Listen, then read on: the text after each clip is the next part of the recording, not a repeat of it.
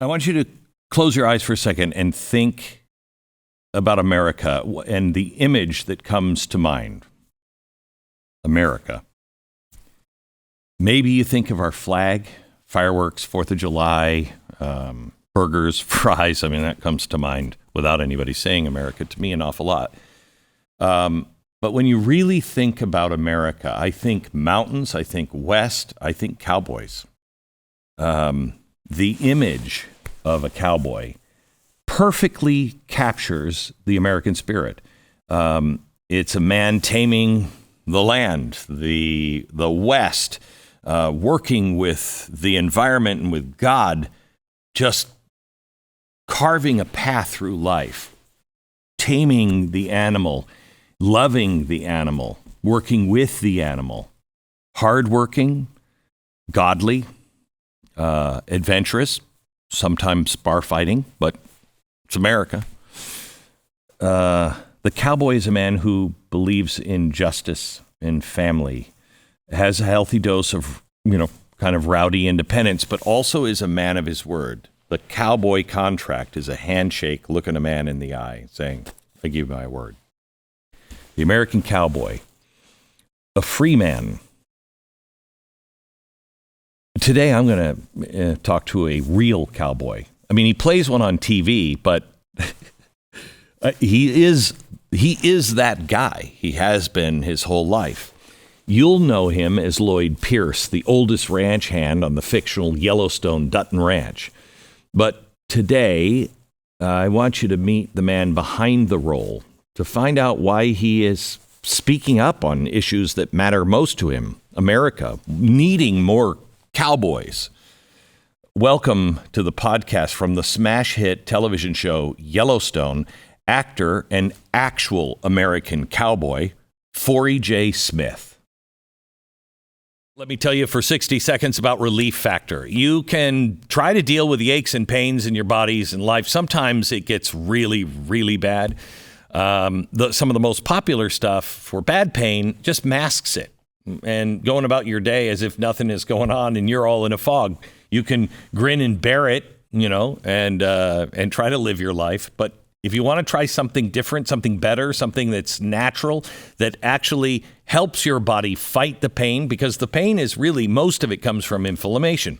Let me tell you about Relief Factor, a daily 100% drug-free supplement that doesn't mask your pain for a short time. It helps your body eliminate it for good. It uses a unique formula of natural ingredients that support your body's response to inflammation. Over 1 million people have tried Relief Factor. About 70% of them go on to order more. Give Relief Factor a try with their 3-week quick start. It's $19.95, less than $1 a day. Try it, see how it can help you get your life back. ReliefFactor.com, 1-800-4-RELIEF.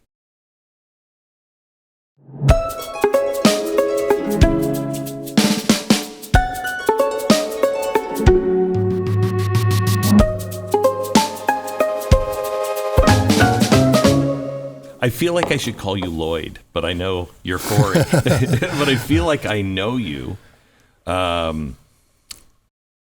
much Forey is in Lloyd, and how much Lloyd is in Forey? Wow, that's a good question. I met Taylor on Hell or High Water. I was working as a wrangler, as the head wrangler on that, and I had horses and cows and my dogs and everything on that. And he told me after I had some issues, I had to get in the first AD's face, poked him in the chest, and I had the guy that hired me, the livestock coordinator, move my truck and trailer. I didn't know who it was. I rode up and I roped him, pulled him right out the door. You don't move my truck and trailer, and reached in, took the keys out, right, and rode back over next to Taylor, and here he come, and he's like, he won't be here tomorrow. He's run off. I'll run him off, and he'll be gone tomorrow. And he couldn't do it. I had half a dozen horses, 30 head of cows, right, 10 head of burros, all leased and under my name on the movie. There's no way he could. And but what was really cool, and I knew that me and Taylor would that, is he leaned over to my horse and looked the guy in the eye and goes, try and go move my truck and see what happens, asshole. I was like, yeah. But so you are, he told me later, he says, yeah, I'm writing been contracted to write a modern Western, and you're going to be in it. Wow. I said, yeah, I've heard that BS before. Yeah. And he says, not from me, though, you haven't. And I'll tell you what, Taylor Sheridan's been a man of his word. That's to me. cool. So. You're a real cowboy. I mean, you can tell by the hat, first of all. Yeah. Cool hat. Thank you. I should take it off. Proper etiquette for me to take it off while we're doing this interview, but we'll wear it if you want. Well, that's the way I was raised. Yeah. So. There is cowboy etiquette. Real cowboy etiquette. Yeah. I didn't know that about the hat. I'm going to have to remember. I know you wouldn't have it off at a dinner table. You wouldn't wear it. But you don't wear it. You take it off in honor of your meal and to show respect to the people that are feeding you that day. Yeah. Why are cowboy movies making a comeback right now? I think there's something about the cowboy that is so American. Yeah, we're the only country. This is where cowboy came from. The term cowboy originated in Texas during the Civil War. The older men would leave to go off to fight the war. So even if you were a girl of the family, if it was your responsibility to ride the sections and keep track of your cattle, you were called the cowboy of the family, and that was an honor. When you went to town, I'm the cowboy of the family. So, yeah, it's original right here in America. This is where it originated. Now, we had the vaqueros from Mexico, and a lot of our culture is derived from them.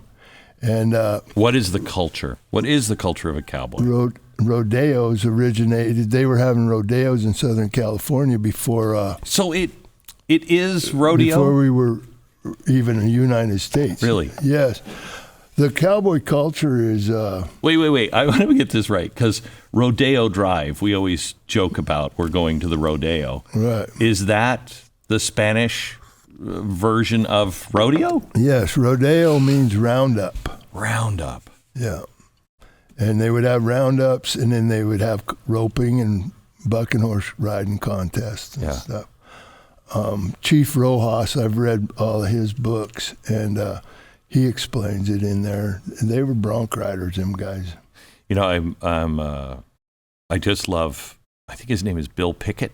Yeah. I love his stories. Yeah, they're great. He's fantastic. So you were going into the cowboy culture. What is it? How do I explain that real? I was 16 years old. I was on the JV basketball team, and we didn't get to practice till after varsity got to practice. So I'd have time to go home after school and feed the cows, and then go back to basketball practice. My granddad had broke his hip, and he had just come. He said, "Hey kid, I think I can drive the truck for you." Usually what I'd do is I'd put it in compound and put a 2x4 against the gas pedal, and then get in the back and throw the hay out. Jeez. And it's quite a ride, because you got all them frozen cow turds out there that truck's bouncing over. So yeah, I was grateful to have him come out and drive the truck for me. And when we got done, he says, "I have time to look at my cows, kid." I said, "Yes, sir." We're driving around through the cows, and he says, I'm not even going to break even this year, maybe. I think cows were selling for 35 cents a pound then, or calves. Yeah. And he says, if I could get 39 cents a pound, I could break even. He says, my kid's out here busting his butt, and, this is ridiculous. I said, "Well, why are we doing it, Granddad?" He looks at me well, son, we're helping feed America. We're helping feed our country. Mm-hmm. And that's kind of the cowboy culture right there. There's a bigger thing than what we're doing out here today. We're helping feed our country. we're maintaining the grass and rotating our pastures to keep everything right. And it drives me nuts that these greenies come in and try to lecture people who are farmers and who are ranchers. They care more about the land than anybody in any city that has some PhD on how to take care. I mean, they care about the land. They take care of the land. The worst neighbor I have is the Bureau of Land Management. BLM. They're horrible. Yeah. Oh, it's horrible. Yeah. I've dealt with them. I was on a ranch in southern Arizona. I left Hollywood and I went back to Cowboy, and I'd went, and the BLM guy come over. He was going to fine me for overgrazing this one pasture. And I said, well, I tell you what, Pard, you come back after the monsoons, and if that pasture doesn't come back better than it ever has been, you can go ahead and fine me. And I said, you go tell my boss what I said and everything. Well, what I'd done was I'd put them cows in there and they'd ate off all the weeds in the spring. Mm-hmm. And so then when the monsoons did come, the weeds were all gone. It looked like a golf course out there. And I said, yeah, that leaving 50, 60%, that leaves the weeds. And I said, we need to graze it down to 20, 25%, like I did. Mm-hmm. And then it comes back, the grass comes back. And I'd learned that from working at the Empire Ranch, Mac Donaldson. He's a great man for the land and taking he's one I learned rotations from. And it's just nuts that they don't think we're taking the best care of the land. Another thing, Glenn, that really gets me is the cow farts and the cow manure. We used to have 60 million buffalo and no telling how many elk running across the plains. And they were farting animals. Yes. Bigger farting animals. Yeah. And now people are, Can you explain this? I mean, I don't know if you would have any. I can give you a theory. Yeah, I don't know if I can explain it. I live down the street. It's probably like 20 miles away. Down the street from a guy who has a huge buffalo ranch. Has about 5,000 buffalo. Okay? Yeah. The most amazing thing you can see is them coming over the hill. Yeah. And you can see how much of them are beefalo as they look more and more like cows, and how much really are bison, or close to bison. There are no pure bison except in Yellowstone. Yep. And it's my understanding that they sometimes thin the herd and they just kill them instead of giving them to ranches so we can have purebred buffalo. The only pure buffalo or bison is owned by the government. Did you know that? No, I didn't know that. Oh my gosh. I didn't know that. He told me that and I'm like, you've got to be kidding me. And he's like, we beg for the bison. They slaughter them and bury them. Oh.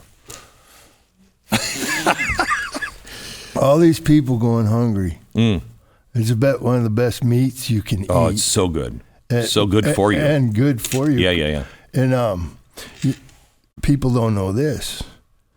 Corriente and Longhorn are the most healthiest beef you can eat. The low in cholesterol and it's the Longhorn. Yeah, that's where it all come from, was the Longhorn. Yeah. And then buffalo. I just there's so much waste in this country. Like it's right there. Mm-hmm. My cousin, Oklahoma, he's got 80 acres. The pigs are taking over, hogs. And I said, well, wild boars? Yeah. Well, they've intermixed. And, yeah. And I said, well, we'll go down there and have us a hog killing. Mm-hmm. Yeah, whenever you're ready. I said, yeah, we'll wait till after the freeze where we can donate the meat. Mm-hmm. And I see all this roadkill. There's a lot of good, especially around Ruidoso, New Mexico. There's elk and deer all the time on the side of the road. We have deer kills all the time. And when I first moved up into the mountains with real people, not city people, somebody hits a deer, boom, they put it back in the back of their truck and eat it, not just push it off to the side, bleed it out. Yeah, I was we had 2 cows hit on the county road in Montana's open range, like New Mexico and Arizona also. Meaning, if you don't want cows on your property, that you got to put a fence up and fence them out. Right. And so, Granddad, we got 2 dead cows. He got the driver, and they had to pay and everything. But he called the Two Teeths, Crow family in the Hell in the Valley. They came up there, and the only thing left of them 2 cows was the gut pile, the manure pile, and blood stains. And we later on had some killed on the railroad. And of course, it's up to the railroad to keep their fences up. So they had to pay Granddad for them cows. But again, he called the Two Teeth, and they come up there, and them cows had been dead for probably 12 hours. They didn't care. They come bled them, and they took everything. Wow. And so that's the way I was raised. And I was raised, one of the reasons I think I'm so healthy in my older age, I got a good lady that's on Takes top care of of it. you. Yeah, but I was raised on a garden. About the only canned things we ate were McNally's chili and canned peaches. Everything else was out of the garden. All our meat was either wild or off the ranch. And I think we have really screwed our food up. Oh, man. Yeah. And it's like 30% of our beef now comes out of Brazil. I know. We don't know what it's been done to it. What did they inject in it before it got butchered? Right. How are they butchering it? We have no clue. I know. I don't know why we can't get, what do they call, where it's signed and says this is USA raised. This is USA. Well, they have the little flag that says product of USA. That's not it. That means it was butchered or packaged here in the USA. Yeah. Yes. It doesn't mean garbage. It's USA beef. No. And why are we having to go to Brazil to buy beef? I mean, our ranchers, I think the biggest mafia I've ever seen are the meat packing plants. Yep. The 3 or 4 companies? Yep. They're mobsters. They're mobsters. And they rip our farmers off like crazy. Well, and at the same time, they're the ones making the fake meat. Yeah. Yeah, and it's making people sick, giving people issues. But you want to talk about mobsters. How about, I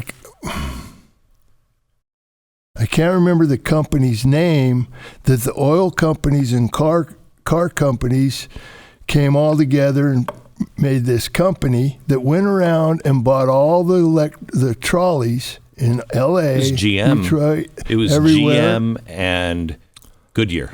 Yeah, but what was the name? They formed a company. Oh, I don't know. It was a different company. And later on, years later, this is like 57. Yeah. They do away with all the trolley systems, and now they got big buses that nobody wants to ride on because they're crowded. So they go out and buy cars. That's what they wanted. They want them to buy cars, so they'd be buying cars and gas and tires. Yeah. So now we had the best city transportation ever. All the streetcars all over America. Yeah. Yeah. Well, they weren't selling cars. They weren't selling tires. They weren't selling gas. So those companies went together and bought them out. Now that's kind of mobster stuff too. So we have, we started with the cowboy culture. And I think, and I'd love your point of view on this, I think America has so lost its way on your word is your bond, your handshake. Yep. Cowboy, your handshake is a contract. Just tell the truth. Don't bullcrap me. Just tell me, you know, just tell me the truth. Working together. When we bought our farm in Idaho, we brought the kids out, and I was living in New York at the time, and I realized I hadn't seen anything but man-made stuff. I couldn't. You're in New York City. You're not seeing the stars. No. Can't see them. No. And if you don't see the stars, you don't sit there and go, man, are we small? You know what I mean? Yep. And so we bought a farm so we can move out and have the kids, you know, grow up. And I grew up on my grandma and grandpa's farm in the summertime. And where was that? It was in Puyallup, Washington. Oh, nice place. Yeah. Or it used to be. Yeah, it used to be. And I, at the time, I only just wanted to get away. I was a big city kid. You know, I just want to live in the big city. Now, I give my right arm to get away from even this city and live full time out in the middle of nowhere because common sense comes back, and also caring about your neighbor. And not just because you have to, because if you're farmers, you could be the best farmer, but you're going to have a bad year and they'll have a good year and they're going to help you, and you better help them because at some point it's going to be you that needs help. Yep. And then the fact that you can be the best, but God is required. Yep. When we moved away and we moved into the cities, all of that was lost. And I think that's what is plaguing us. And I think that's why Cowboys are making a comeback, because it represents America, true America. Decency. Yeah. Marx and Hitler both, if they knew that if they controlled the children, they controlled the future, and that people that had no faith are easier to bend. And my grandmother taught me. My cousins were Catholic, and we'd go to the Catholic church with them and midnight mass and stuff at Christmas, and they're all getting baptized. And I said, Grandma, should I get baptized? She goes, no, it's up to you. And I said, well, what religion? She goes, I'm not of any denomination. I said, well, how come, Grandma? She says, there's too much blood been spilt between these denominations, and I don't feel that that's a godly way. But I do know there is a supreme power, that there is something else going on in this world, and that you need to acknowledge that. And I think it's easier for cowboys and ranchers and farmers that see it every day. Every day. You know, you see the miracle of birth and death, and the miracle of things growing, and just how it all works together. You realize that, and the beauty of a sunset, you know, or sunrise, and the stars. And, yeah, I can't. And honestly, the beauty of people. I love the people of my small town, and I'm surrounded down here by a lot of great neighbors. Yeah. But there's a different quality. I was just out in Asheville, South Carolina, North Carolina yesterday. And I would live with those Appalachian people in a heartbeat. Yeah. It's just it's just different. Yeah. It's just different. It's great. You know, there's two things I'm really proud of. One is being called a legend at rodeos. Because you grew up in rodeos, right? Your mom was a barrel racer? Yeah. My granddad rodeoed back when they'd rode horses to the rodeos and stuff. Wow. And the other one is everywhere I've lived, I've been called a good neighbor. And that comes from my childhood. We lived on a mountainside in Montana. There was 3 families that lived there year round.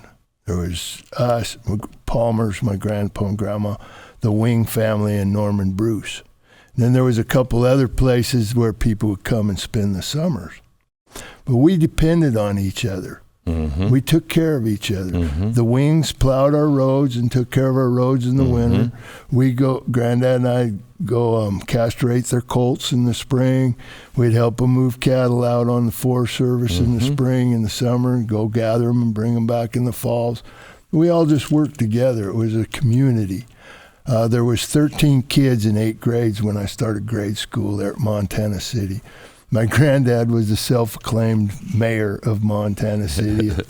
And we all just got along. And the place I lived at before where I'm at now, my neighbors across the road, their politics and mine, for example, I opened the barn door and there's a rattlesnake coiled up ready. And my neighbor was just across the fence. And I says, hey, you want to relocate this snake, you better get over here before I get to my gun. So boom, he come over and had a little deal. He snared that snake, put him in a bucket, took him off back up on the mountain. Well, I shoot the rattlesnakes on my property. Yeah. So that's just kind of showing their politics politically go down that line. Yeah. So we came to an issue where we couldn't get the county to work on our road. So this guy's a computer tech. I mean, he can do some things with computer. And then my other neighbor, he has heavy equipment. And so I went into the county commissioner and I told him, we're going to fix our road. You guys won't fix it. And my neighbor on the computer has found where it is a county road. It should be maintained by the county. But you guys don't want to do it. So I'm going to buy the diesel from my one neighbor that has the equipment. This other neighbor's got all the permits and everything lined up on the computer to do this, and we're just going to fix our own road.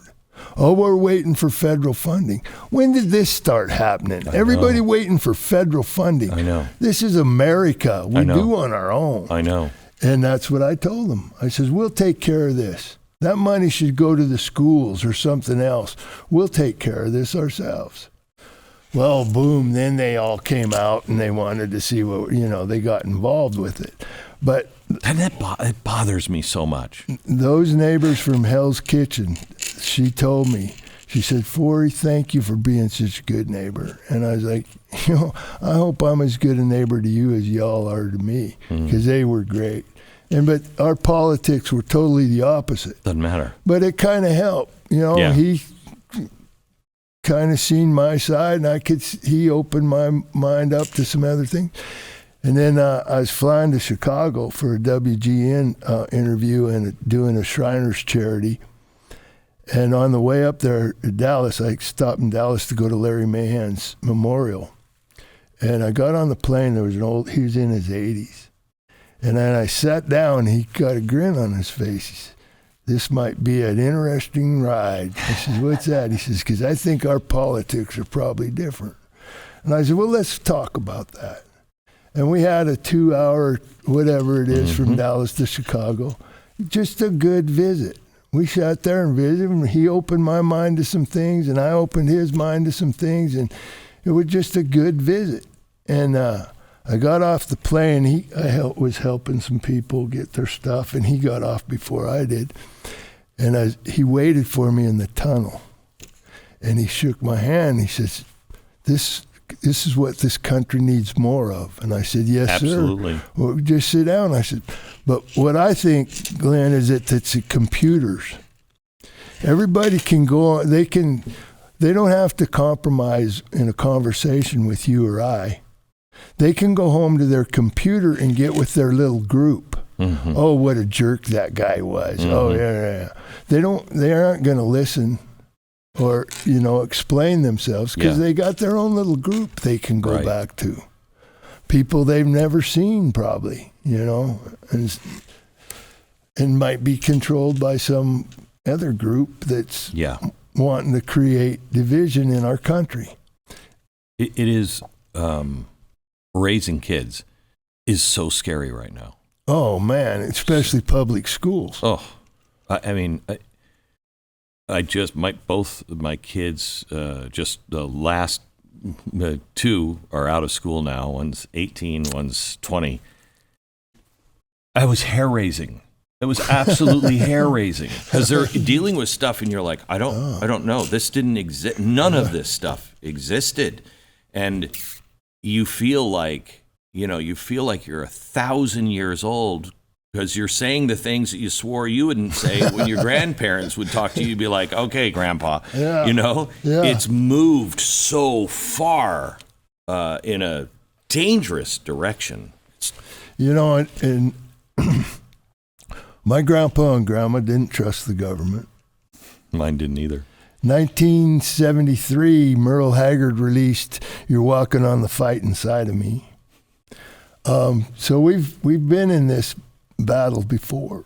I've got great grandfathers that tore up the papers on their wives because they didn't want any government assistance because they're Indians, and they did not want any government assistance. One of them was from Ireland on my grandmother's side.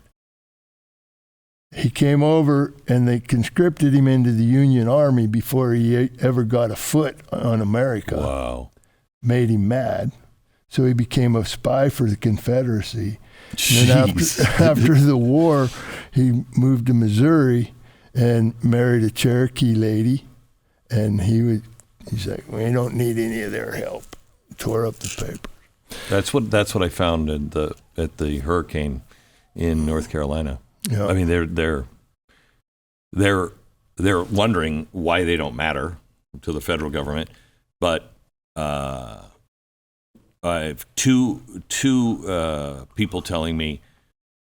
One of them set up all these retired soldiers and special forces guy that live right in the community or right around. They set up a clinic because nobody was there.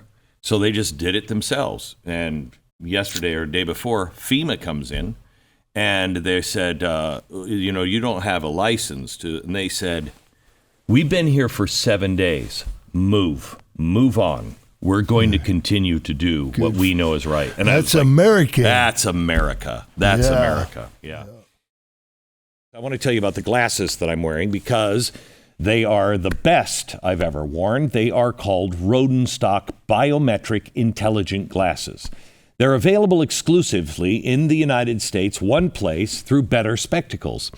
Now, like progressive policies, a lot of progressive lenses don't work. And if you're like me and you use your glasses for almost everything you do every day, you can't exactly grin and bear it, That's where the biometric intelligent glasses come in. These lenses actually do what they claim to do. They're German engineered, AI powered, and they give you natural vision experience that works perfectly with your brain and gives you the sharpest vision at distance. Have you ever put on glasses and your eyes have to adjust? They shouldn't do that. This is the way they should be. Imagine seeing 40% better. Better Spectacles, the only place in America offering these lenses, and I can tell you from personal experience, they are worth it. Go to betterspectacles.com/Beck. Save 61% today. Trust me, you'll never throw these in a drawer. Visit betterspectacles.com/Beck. So talk to me a little bit about Yellowstone, because I'm a big fan. Well, thank you. Yeah, big fan. You guys are just... Me too. Yeah. And I'm so bummed that it's coming apart, and I hear both things about Kevin Costner. It's not his fault. It is his fault. I don't know. I don't either. Yeah, but I stay out of that kind of stuff. Yeah, good for you. But how bummed are you that? Well, it's I'm not really bummed. Really? Kinda, yes. It was a great ride. I really liked the character I was getting to play. I liked what Taylor's writing. That guy's a genius. Oh, yeah. Well, yeah, he is a genius. Yeah. And the way he pulls it off and puts everything together. But it got to be the last season, you know, we don't know if you're going to work. Well, you know, it just, the turmoil that started there, and it started about the third season when it was a hit. When everybody realized, see, nobody thought in Hollywood, especially, oh, this ain't gonna go. You know, in fact, HBO didn't pick it up. When I first got involved, it was Robert Redford and HBO were gonna, and then so.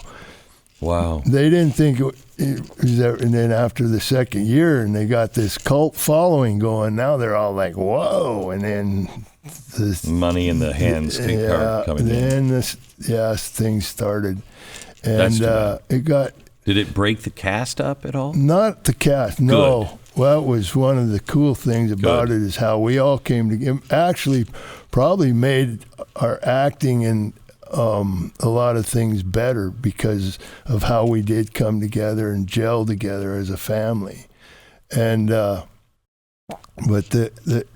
that chaos, I mean, if it was just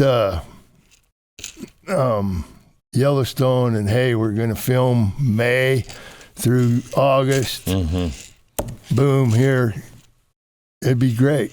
But this never knowing, and okay, we're going to go now, and then no, that's now because we're of the movies that Costner or whoever was doing, right? That's what breaking it up. Yeah, well, we don't know. I don't know. Yeah, that's not my wheelhouse. It's just I know that everybody got put on hold. Of course, you know they send you money and compensate you, but still, you got a life. It was bad for the audience too. Yeah. You're like this is the second half, right, of the what is it, season 5? 5, yeah. So second half, I don't even remember what happened, you know. In the first half, I have to go back and watch it. It just takes so long in between. It's the beginning of the end. Is what I've been. But the Taylor's writing that. But whatever happened there, and is water under the bridge now, and I'm better off and a broader and bigger man than I was when we started, and it's just great. And that, like I said, that all that's out of my. I can't. I don't know what happened there, and I don't really care. But it's not Yellowstone. It wasn't. The script and all of that is beautiful. I would love to go on for 10 years. Yeah. But all that other stuff that came out of this, Taylor and Kevin, I don't know if that's where it all started, if it started somewhere else, all this friction over the money and the power. And it's so sad. Yeah. Because it was really good. I mean, in a way, I kind of feel bad for liking the family. You know what I mean? Yeah. Because it's almost like a Cowboy version of The Sopranos. Almost. Oh, yeah. You know? With the second year up there, this is a Dallas Sopranos cross. Yeah. It is. What's cool about when people tell me that is cool is because Patrick Duffy, one of the stars of Dallas, is from right down the road, 30 miles from my house, Boulder, Montana. Really? So what's her name? Kelly Riley? Kelly Riley. Great lady in real life. That is the best character, I think, the best, I don't know, villain character I've ever seen. She plays it so well, and I had no idea she was from Great Britain. And I read a story, and I don't know if this is true or not, but she said she used an American accent the entire time for like the first week because she didn't want people to say, she's British, she's not going to be able to pull this role off. Right. Is that true? Yeah. It's amazing. She had an acting or speech coach or whatever. Yeah. And this last season was the first time I ever heard her have trouble with it But yeah, I didn't know either the first couple weeks. And it's an oxymoron, I guess you'd call it. She is just a sweetheart in real life. And she can play. I get people come up and tell me, "Oh, this is the Beth of the family," and I'm like, "Oh." And they go, "What?" I go, "Well, you know." But that's kind of, our culture is so weird right now. My wife has a T-shirt that I'm having a birthday or something, right. And the culture, the thing I think that is the secret on that is even her. She is fighting against the machine. Yep. You know what I mean? Yep. Maybe not fairly at times, but the whole thing is fighting against the machine. Yeah. And that's cool. That's cool. That's cool, especially today. Yeah. So you're from Montana. Mm-hmm. I know a lot of people from Montana that are kind of pissed at Yellowstone. Yeah. Yeah. Because this is what I've got to say to them. And I know what you're talking about because you go in some of the bars, we had trouble. We'd be out filming on the road. People be flipping us off, and then the other ones, "Yeehaw, we love you." You know, reminded me of being in Mexico back in the early '80s. I was down there. But this is what I got to say to you, Montanans. I came up there in 2017. I'm from Montana. I love Montana. I worked in the Bitterroot Valley cowboying when I was 19 years old. Montana was ruined when we got there in 2017. It wasn't because of Yellowstone that you guys are selling property to these out-of-staters and stuff. Don't blame Yellowstone because it was already messed up when we got there in 2017. And the housing problem is national.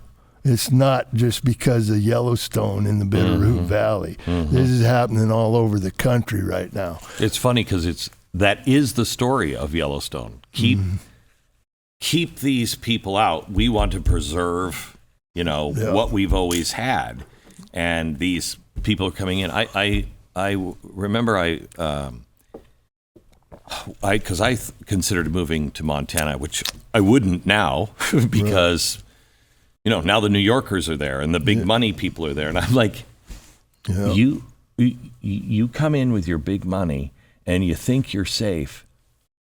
Everybody around you knows things go to hell. You don't know how to survive. You know what I mean?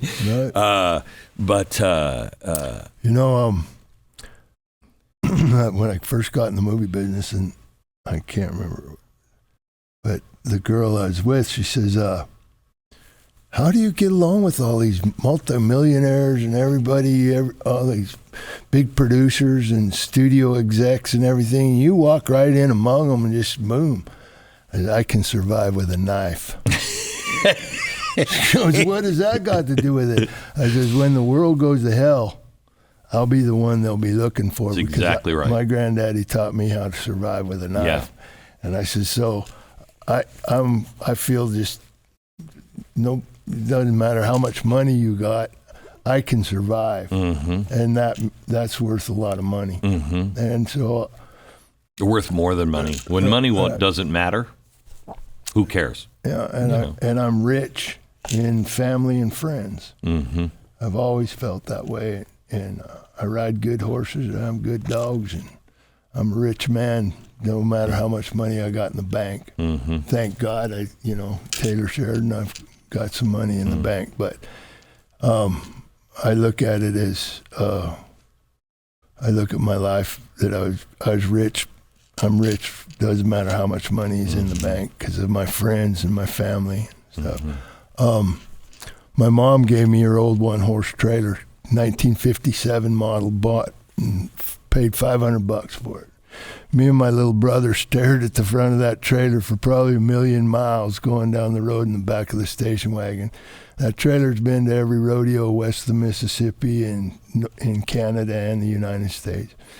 But I pulled into a friend's house with it and needing to do some work on it and stuff. And me and this guy rodeoed together and sold Kirby vacuum cleaners together. And I hadn't really been around him for years. I pulled in there with that trailer. I didn't have to go to the parts store. I didn't have to go to the mechanic. Yeah, nothing. We fixed that trailer right up. I pulled it home back to New Mexico. And that's the kind of friends I have, you know. But I think that's the kind of friends that you make when you're in those communities. Yeah. You know, everybody is. Yeah. I was having a big family reunion, and we had just finished building the ranch, and we were way behind, and all these trucks with furniture and everything coming in, and like I get off the air and I come upstairs, and here are all my neighbors. And they're putting sheets on the beds, and I felt so guilty. I'm like, you shouldn't do this for me. I'm not a good neighbor yet, please. But it was amazing, and I kept saying, please stop, please. We can do. No, we're your neighbors. You got relatives coming tomorrow, and you're never going to be. I mean, it was like crazy great, just crazy great. I seen it when my dad died. I was 7. When my grandmother died, when I was 11, and people came, fed our livestock for us, made meals for us. It was just, I'm getting choked up remembering how the community just came to us. We didn't make any phone calls. They just showed up. And my grandmother's funeral, there wasn't even room in the parking lot for people. I mean, they came from out of the woodwork for my grandma. And, but yeah, that's what I was raised with. And that's probably why I'm such an American now, is because I've seen America at work. I've seen Americans and what they do and what they hold special to their heart. So how can we get, because there are, in ways, 2 Americas. And I think it's honestly not being around small towns and farmers and everything else. I think the city, and I know this for myself, I grew up in a small town, you know, there's garbage on the street, you pick it up, you put it in the trash can, you know what I mean? Yeah. And I was in New York, and I had been there for about 3 years, and the taxes were out of control. And I remember walking up to my building, and there were newspapers and garbage blowing in the street. And I turned to my friend, and I said, how much money do I have to pay for this to be a clean street? And I stopped, and I went, I've got to get out of the city. Because I was mad at the city for not doing something, because that's the way you're trained in those big cities. You're trained. You don't do that. No. And I didn't want to live like that. You know, I didn't want to become that person. How do we regain this? Well, I'm not sure. I'm trying to do it by example. That's one of the reasons it's low down, you know, on the list of reasons, but is to maybe get wake other people up to that. And one of the things I tell people is, you know, every day I try to make the world a better place. And sometimes all it is being able to pick up some trash along the road or opening a door for somebody or helping somebody with something. But I've always tried to do something. And that's one of the things, like where I live now, wherever I've lived, I've always cleaned up the road. In front of my camp, when I was cowboying, it was clean. Both my houses now, the borrow pits are clean. There's no trash. But if there's trash, because I live in a 400-person town, if there's trash someplace on the side of the road, I've stopped my truck, picked it all up, and put it in the back of the truck and just, you know, take it to the dump or whatever. And you don't think of that. You don't think twice about that in a small town. You don't even think about that in a place like Dallas. When I was a kid, we seen a truck pulling out of where one of our pasture leases, where there's a creek and a nice area. People like to come down there and picnic and camp and fish. And Granddad got the license plate number. And I said, what are we doing? What are you doing that for? Well, so sure enough, we ride down there, and they'd left their garbage. So Granddad says, yeah, I got their license number. So we ride back to the house, and he calls his highway patrolman buddy and gets the address of this truck. We go back down and got some feed sacks, went back down, picked up all that garbage, and we went to that guy's house. And Granddad spreads it out on his lawn. He come out of the house pretty hot. Granddad said, well, you just did this to my lawn, my place. This is your garbage. Granddad tried to lure him out in the street because he wasn't going to hit him on his own property, but Granddad wanted to. And I think that man knew it. And he knew that he had a whooping coming. And we didn't have much trouble with garbage after that. Somehow the word got around. It gets around. And, it's funny. When I was down on that ranch right on the Mexican border, I had taken about 4 days to fill up a storage tank for this one pasture. And I go out, I don't have any pressure in my tank, so I ride the line, and I go up there, and what they had done was illegal to come across and then knock that spigot off that 10,000-gallon water tank to fill up their jugs and then let it drain. Oh, my gosh. I'm mad. That's 4 days out of my life it takes to pump that full. I got to go check the pump, got to take gas back to the, so I rode home, and I switched horses, and I got every gun I had that I could carry on a horse, and I tracked them down. Well, they're laid up during the heat of the day, and I'm too mad to speak Mexican, USOBs. I'm tired of this. You guys leave my gates open. You just drained a 10,000-gallon tank, and this ain't the first time. I says, you're at my barn every night. When I'd turn the lights off at 10:30, the dogs would go off.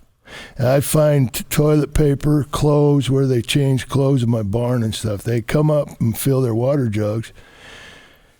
So I was like, guys, I don't call anybody on you. I let you do your thing. Now, I want my gates closed and leave my waters alone. You're causing me work. And we were well about 15 miles north of the border then. So a couple days later, I jumped some tracks going down. Man, they left my gate, and the heifers and the cows are going to be mixed up. No, they had tried to close. They didn't get it closed right. But they put tried. It back up. Just in 2 days, that had got around all over the border that, hey, this vaquero, I give them food, I give them water, whatever they need. And when you're that close to the border, you have to get along because they can send somebody up there and snuff you, and the person be back in Mexico before anybody even knows you're missing or gone. And I know of cases where that's happened.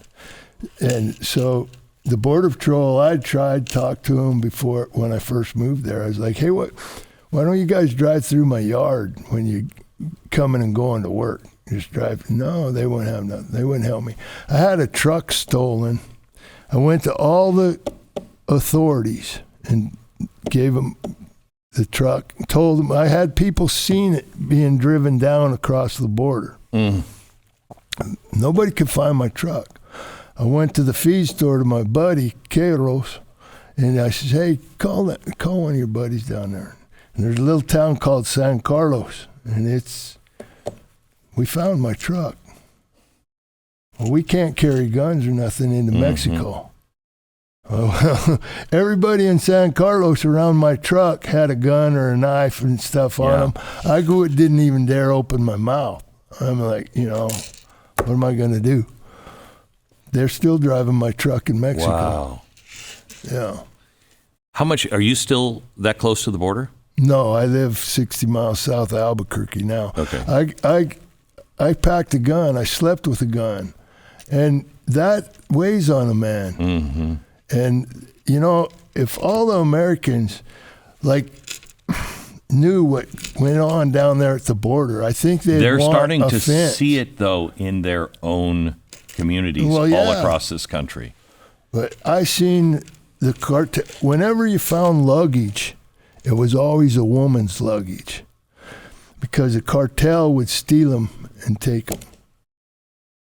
The women, most women in them groups would be wearing ball caps and pants and trying to look as much as like a man as they could. Because they're spotters, they're scouts, watching everything that goes on down there on that border. I had a Border Patrol guy, I'm following tracks, and they're on their four-wheelers and stuff, automatic weapons, you know, they're decked out. I got my 6-shooter and my rifle, and I'm following cows. Don't go down there. Don't go down there. I'm like, I got to go after these cows. And they're like, no, don't. And we're like 2 miles from the border. Don't go down there. They've got guns. Say, hey, you guys, aren't you the Border Patrol? Aren't you supposed to be patrolling that? And they're like, yeah, well, we can't get in a confrontation with them. I'm like, well, I'm going after my cows. And sure enough, there was guys in camouflage with automatic weapons and stuff. And I just, hey, ¿Dónde es mi vacas, amigos? And I rode on through and picked up my cows. What does that mean? I don't speak Spanish. What did you just say? Where are my cows, amigo, friend? I had one case where I was following tracks, and they go under the fence. And I'm like, how does this work? And I reach and grab the steel post. They had cut the steel posts off at the ground level, and it was in a gully or a gulch like that. And sure enough, laying over there, a 6-foot stick, you prop that stick underneath them where them posts were cut. My cows could walk right through the fence. So I'm going to go down and get my cows. I don't even get to the gate, just a range gate like every ranch has into Mexico. In fact, I've been into Mexico more times through range gates like that than I have legally across the border. Boom. I don't get the gate open, and they're on me. They're not going to let me into Mexico. The federales. Federales. Wow. So the next day, I went back with my dogs, and I brought me a little herd of cows on the U.S. side and held them up, and I propped the fence up and sent my dogs down there into Mexico because I could see my cows. And they sent them dogs down there, and they went and brought them cows up to the other herd. And them federales had their guns on my dogs. They were liking it. Amazing. I hollered and let them know, hey, I'm getting my cows back. And I got my cows back. There was 3 cows with a tight bag, meaning full. They hadn't been nursed. And them other calves, a grass milk fat calf, I mean, they were eating them, you know, and can't blame them really. But that's kind of things that go on down there on the Mexican border that people don't know about. And them cartels would fight. You'd hear them, gun battles. And I asked the guy, what they fighting over? They're stealing them women out of the groups. And where you're at's the borderline of one cartel and another. And they're fighting over that borderline. I've had one friend, I've seen them having gun battles, like the Rat Pack, shooting at each other out of the back of trucks and stuff on the American side. I come home one day, I'd moved from this camp, but I was still taking care of it for a guy. I come riding up there, check on things, and there's a truck backed up to the well house unloading bundles of pot into my well house. Wow. What do you do? I mean, these guys are packing guns. They're real deal. What did you do? I rode up and asked them what was going on and stuff, and they had the wrong address. They had the wrong place. But I got a well house full of pot, and this didn't all get figured out till later. And, I'm sitting there with my gun. They're sitting there with their gun. And it's hard to speak Mexican when the adrenaline's running. Yeah, I bet. And so we're having a tough time communicating. But they got in their truck and left, and now here I am. So I went to town to a guy I knew that was involved with all this stuff, and he got it taken care of for me. And see, that's another thing people don't realize is how much is run down there by the cartels and the drug companies. Right. This would have been in the 90s, like 93, 94. I'm at a team roping in Benson. And this guy comes riding up to me, old rancher, and he says, "Hey, will you rope with me?" And I said, "Sure, I'll rope with you." I go, "What's the deal?" He said, "Well, I just got out of prison and everybody's kind of hanging back from me." And I said, "Oh, yeah, what was that for?" Oh, he says, "Well, they were smuggling pot out of my place." And he says, "You can't say nothing or I wouldn't have a place when I come back." I said, "Well, how'd that work?" What they were doing was they were putting pot down in the bottom of the cattle trucks, and then putting plywood over the top of them, and then loading the cattle in on top of the plywood. Wow. And, so you got a double load, and every once in a while they have to turn somebody in. One of the first ranches I was dating a girl down there, Kelly Glenn, and they took me to a pasture, and he says, "Now, when you're checking that south fence, there's going to be piles of pot." He said, "Just ride on by them like they aren't even there, just another pile of rocks, because there's somebody watching and making sure the right people pick that pile up." Yeah, and that was in 87.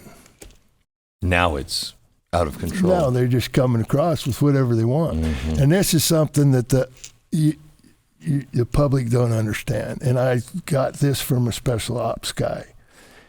There's more fentanyl coming across the border than the drug users can use. I said, well, you know what? That's one of my theories, is that they're just going to poison the water supply. Mm. He says, yeah, 5-gallon bucket of fentanyl into 10,000 gallons of water will kill everybody that touches that water to their lips. I've got a reverse osmosis, thank you, Patricia, water filter.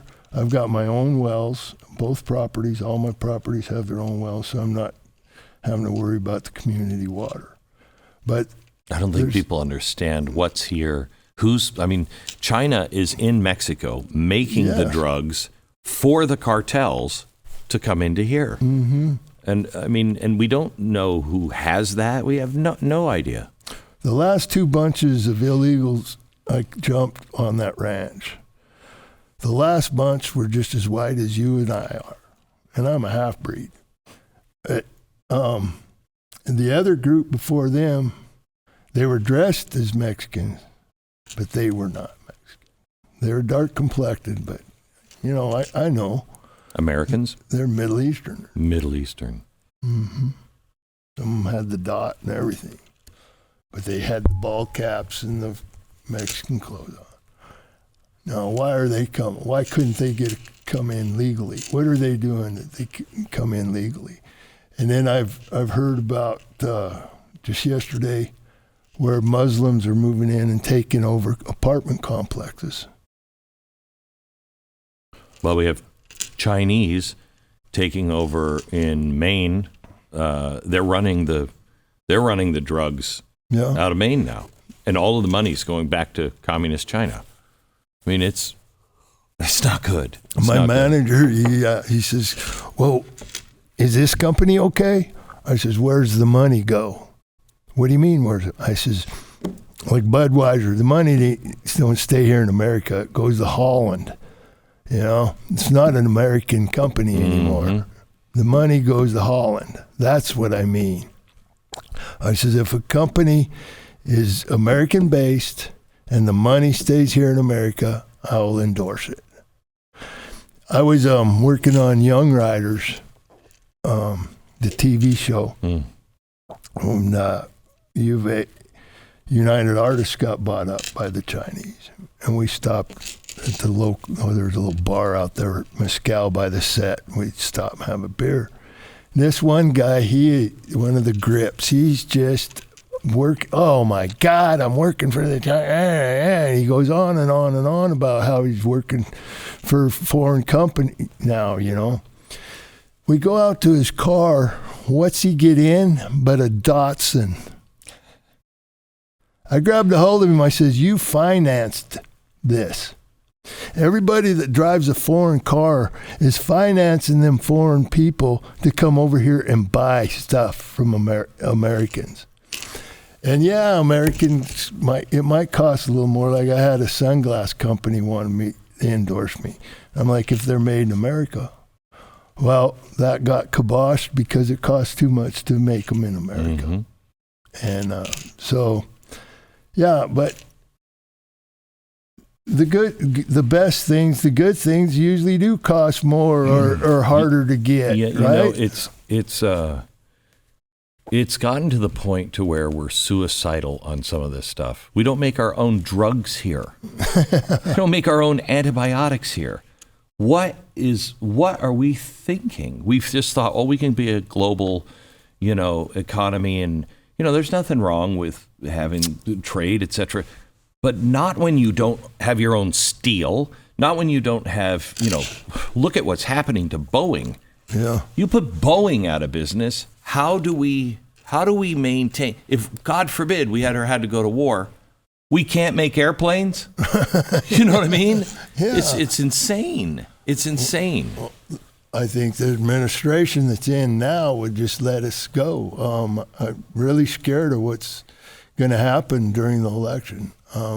After the election, I should say. There's I get around the country a lot more than I used to.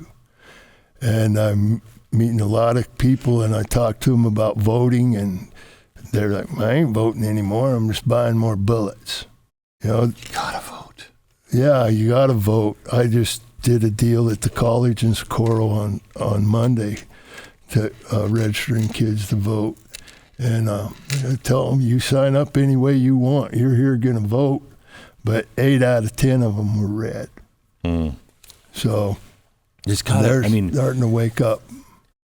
People, especially Texas. I mean, I lived here in the 80s, and Texas secede. And about half of them are serious. Mm-hmm. And so there's a lot of talk all around the country about, who's just break away or have a civil war. Are you out of your mind? You don't have any idea. You don't want that. No. I mean, if it comes to that, it comes to that. But don't root for that. I buy more bullets. Did you vote? Yeah. Because you don't want a civil war. No. And excuse me, that's what China and Russia want. They want us divided, and then they're going to come in here and take over. Mm-hmm. They're already here. Mm-hmm. And, these initiatives that they've got in 27 of our states, taking parents' consent mm-hmm. away in the schools mm-hmm. and this transgender stuff. It's not about transgender, and it's about confusing our children, taking the patriotism out of them, and then, like Marx said and Hitler said, we control the children, we mm-hmm. control the future. Mm-hmm. Well, here we are. And I missed the point there. Well, the when you're talking about the doing this to the children, you're not only confusing them, you're also destroying the ability for them to, if you give them the hormone drugs, they can't have children. You've broken the family apart. You've broken the difference between male and female. You've just broken us. And the only two countries that they aren't pushing these in schools and everything, of course, they're already pretty much brainwashed, is mm-hmm. China and Russia. Mm-hmm. And yet they're one of the bigger financing sources for all of this nonsense. Yeah, exactly. Yeah. Yeah. Let me just go back to Yellowstone for a second. Are we going to like the ending? Do you know the ending? That's a good question because I just posted the other day that, hey, don't ask me because I don't know. They blacked the scripts out except for what we needed to know, and I'm not real sure how anything happens. In fact, there was one day they give me my dialogue the day before. Really? The scene was blacked out, and it was good. One of Taylor Sheridan's classic lines too, and I hope I did it. I'm pretty sure it came out right. So, you're hitting a resurgence, right? A late bloomer? Yeah. Is that what you're saying? No. I mean, you are. Taylor put something together, and everyone who's involved with it is now bigger than they had been. Maybe Costner is an example. No, I don't think so. He's probably bigger too because of it. You didn't start out as that person, and I don't. It's rare to meet somebody from, and I don't mean it this way, that because you're not from Hollywood. I don't know of many people who are in the business that are willing to say the things that you do. Yeah, well, you know what I mean? I might not be in the business tomorrow. But you don't seem to care. I mean, when COVID happened, I think it was the SAG Awards. You were like, I can't go because I'm not getting a vaccine, and I don't want to make this political. I don't, but right. I'm not going. Right. I am who I am before, after, and, during. I don't. Is that age, or is that the Cowboy, or what is that gives you that? It's probably the Cowboy. I had a pretty good life for an old crippled rodeo cowboy. I was doing really great when Taylor discovered me, and everything happens for a reason and for a purpose, and I've been warned to be careful about what I say here today. About Yellowstone, or just what you I'm not sure what. I was just scared to I was almost clarify that. Yeah. And I was like, well, I think I know what he means. So it's been a beautiful ride, and they can't really hurt me now. I got my own land. My granddad told me that all you needed was 10 acres to survive. You can raise enough meat in the garden to survive on 10 acres. And I've been blessed with a lot more than that. And I can survive it. I feel that I would be letting him and a lot of other people down if I didn't stand up, And I think that's one of the things that's wrong with this country right now is that people don't stand up. We just keep getting along. And that I understand that. But because that's what we do. We get along. We keep going and keep trucking on. But there's a time, and there's a line now. Yeah. Yes. When you start messing with my children, you start messing with my animals, all right, you've crossed the line now.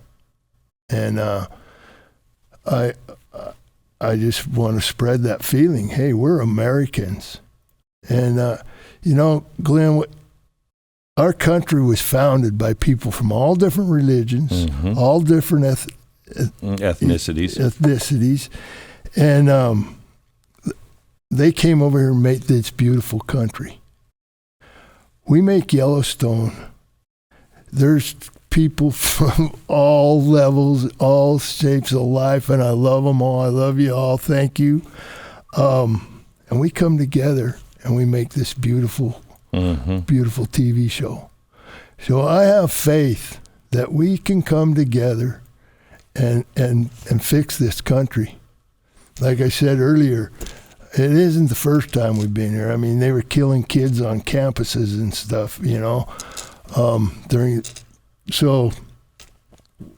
Yeah, I think that's when Merle Haggard's "You're Walking on the Fight Inside of Me" song came out, was about then. And so we can fix it. The election process has me a little worried. And when the Republicans call me and want money and stuff, that's what I tell them. When you fix the election system, when we know that our vote counts, I mean, it's like my son's one of them. He's like, I ain't voting anymore. It doesn't matter. I mean, we go to bed, the right side's winning, and we wake up and the wrong side won. I know. This time, I mean, this might be it. This just might be it. I'm hoping. No, but I mean, if it, one way or another, this might be the end of the America that we know. If people don't get out and vote, and you know, I've never had a problem with elections. Never had a problem with elections. I can handle losing as long as it's a fair fight. Yep. And you know that's the way the American people went. Yep. The problem comes in when you're like, wait a minute. Yeah. You know, this is all rigged. Yeah. That's the problem. Yes, sir. And why we live in a country like we do. And we could send billions of dollars all around the world in seconds and not a penny is missing. But we can't secure the vote? That's amazing. Yeah. And I was at Ruidoso for the All-American. I led the post parade for the All-American. And a post lady come up to me and she's like, you know, I'm so proud of you and how you stand up and what you're doing. And she says, I wanted you to know I delivered 15 mail-in ballots to a house that I know only a couple live in. I says, boom, there you go. Another guy stepped up and says, hey, I deliver mail too. And I had the same thing. Only one person lived there, and I've delivered 12 mail-in ballots to that house. Lincoln County's good about it, but a lot of counties, if somebody dies, if you don't go in and take them off the rolls, they're still voting. That's where we're having our problems. Well, some states have done a pretty decent job on clearing some of that out. Florida's trying. Yeah. Georgia's trying. Yeah. Yeah. Yeah. Look ahead. Is America in 5 years? Can we turn this, and I'm not just talking about politically, I mean that sense of adventure, that sense of, come on guys, we can do this, the sense of e pluribus unum. We all might come from different places, but we believe in the Bill of Rights. We believe I have a right, you have a right. Now let's move on. We can argue about taxes all day long, but we have these things in common. Do we? Where are we in 5 years? I hope that we're back. Excuse me, but I don't see it really. They've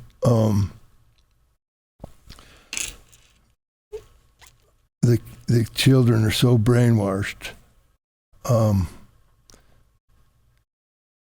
You know, I maybe take that back. A lot of the younger people I've been around lately have really kind of inspired me that maybe there is hope. Yeah. We lost 2 generations, but this next one is the rebellion of those last 2. Yeah. Seems to be. But rebellion might not be what we really need right now. Well, I mean, either, but they're more spiritual if they do it in the right way, I guess. Yeah. I'm more of I'm more tactful now than I've ever been in my life. I was always strike first and ask questions later. You know, I fight now before anything else. But I can see the error of my ways in the past, and that's one of the things right there is we have to look at our past and see where we messed up. We can't erase it. Mm-hmm. The Democrats, Confederates were Democrats. Who's taking on all the Confederate statues and stuff? And why were those statues put up? I don't think most people understand. That was to try to heal the wounds, saying, we won, but you had heroes too. Yeah. You know what I mean? That's why those things were built as a reach across, saying, let's have reconciling here. We are not going to try to erase your heroes, but we won, and this is who we are now. Yeah. And now we're destroying it. We're destroying not only that reconciliation, the evidence of that reconciliation, but also we're erasing any reminder that happened. Yeah. You know what I mean? Yeah. It's horrible. Robert E. Lee was a great man. Mm-hmm. He was a good man and a great leader. And and this is where we're at. I'm in New Orleans. I can't remember what it was for, but I didn't want to go in a restaurant and all the pictures and everything. And so my handler, we got a driver, and he's taking me down to get a sack of tacos. So he goes in and gets me a sack of tacos, and I'm sitting out there talking to the driver, and he's telling me about him tearing these statues and stuff down and how it pissed him off. And I'm like, well, man, why'd you let it happen? And I told him about the water fountain in Hill Park in Helena, Montana, where I was raised. We used to go drink beer under there, and we'd meet. Hey, I'll meet you at the fountain at Hill Park. We didn't know the Daughters of the Confederacy had donated that water fountain. Well, it's gone now. And he was like, I know, it's just BS. And he's all with me until my handler comes back and gets in the car, and I got to be politically correct. I grabbed the whole thing. I started shaking. I said, that's why our country's screwed up, is because nobody will say anything. Everybody thinks you have to be politically correct. I says, why aren't we politically correct by wanting to keep that?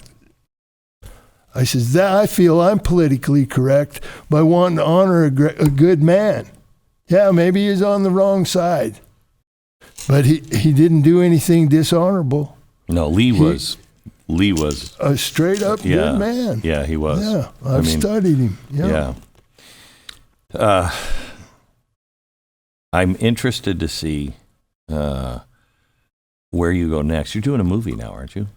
Oh, I got a Christmas movie, One Little Angel, that I bought.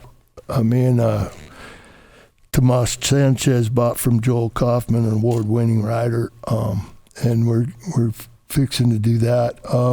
Out for next, not this coming, hopefully but we can get one. It done this winter, so it'll be out in 2025. We've got a theme song already written for it. Me and Michaela Lane have written a song called One Little Angel.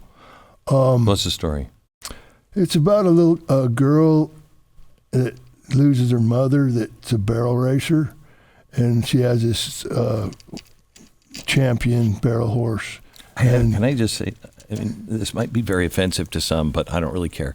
There is nothing more beautiful than a woman that is barrel racing, or the women that come out with the flags on the horses. My gosh, that's beautiful. Isn't it? It's beautiful. Glorious. Yeah, it is. And she has a colt out of this award-winning horse that her mother had before she died. She died of cancer, and it devastates her dad, and they end up losing the farm and everything. And One Little Angel. She needs just need one little angel. And by the end of the movie, she figures it out that there are angels all around us all the time. And I have people tell me they don't believe in God, and it flabbergasts me, especially when you're illegitimate half-breed come up like I did. I mean, I'm not 8 out of 10 kids statistically are either locked up or dead. that come up like I you did. And if that ain't somebody working for me, and I feel like I have my grandpa and grandma with me a lot. You've talked about them a lot. Yeah. Well, I have my to tell you. grandmother changed my life. I was, I think, as a second grade, and I got in a fight at school. Somebody's calling me gut eater or something, and I came home, and she says, when you quit letting them bother you with that kind of stuff, they'll quit doing it. Don't let it bother you. And it's no fun for anybody. And I said, yeah, you're right. And she says, and your granddad can fight. And I've seen you fighting with your cousins. You can fight. But I don't ever want you fighting unless you're in the right. And if you always are in the right when you do fight, you'll win. No matter the odds, because the other guy will know he's wrong. And I says, why are you telling me? She says, you've got a good heart, Forey. And you'll always have that good heart. I says, how do you know that, Grandma? She goes, because puppy dogs and babies love you. You have a good heart. And there's times when I was in my juvenile delinquent days and stuff that might have saved me from going to the dark side. I remembered my grandma told me I had a good heart. And so I've, like my son, you've got a good heart. I know you can screw up and be what a jerk you want to be, but I know you have a good heart. And he does. He's probably maybe better than mine. But that one line might have saved me from a lot of different, like I said, going to the dark side and being locked up or dead by now. You're fascinating. I'm so glad we had this conversation. Well, thank you, Glenn. I appreciate it. Thank you. I'm honored to be here, man. Thank you. God bless you, and thank you for what you're doing for America. Thank you. You're welcome.